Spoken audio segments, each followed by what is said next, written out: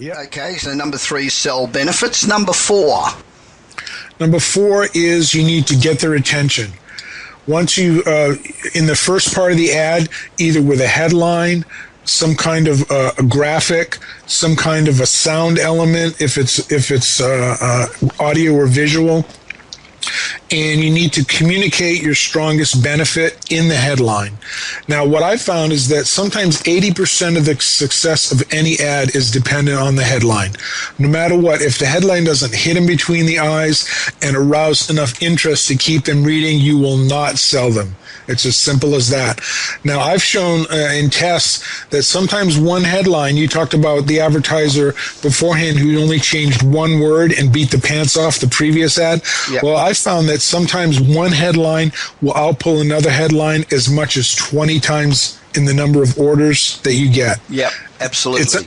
And I'm continually amazed and surprised at that. That's why even though I have sometimes a very good idea of what kind of headline will work once I'm in the middle of the ad, I don't take anything for granted, because the customers, when the actual response returns come in, will either surprise you or disappoint you continuously.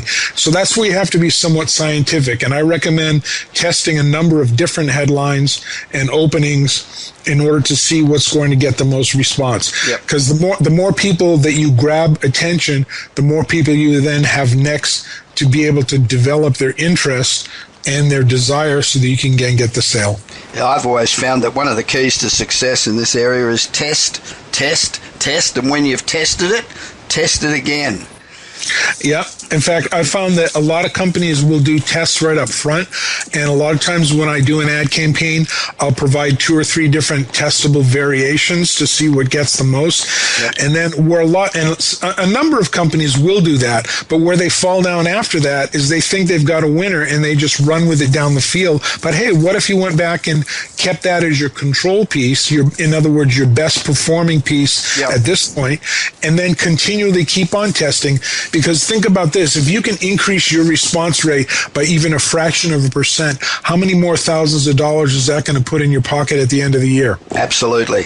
The other place where headlines are critical is with emails. You know, I get a couple hundred emails a day, and I flick through, and if the headline doesn't grab me, I'm gone. Are you referring to the subject line in this case? The subject line, yeah. Yeah, absolutely. I've done the same thing with A/B split tests with emails, and a lot of times one subject line will outpull another one 10, 15 times, and you can track that by tracking your open rates. Yeah, sure. And then also using a testing service like Bitly or TinyURL to see which of the emails gets more orders. Yeah, it's always difficult to create email subject lines, I reckon. Very difficult. Sometimes I spend as much time on that as I do on the body of the email. Yeah, so do I. It's pain in the ass.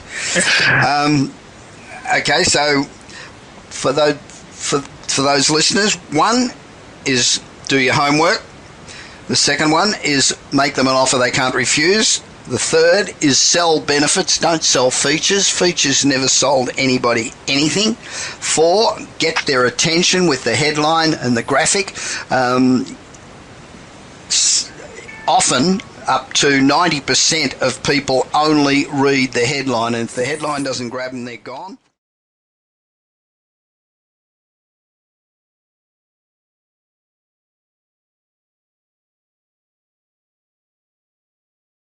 Yeah.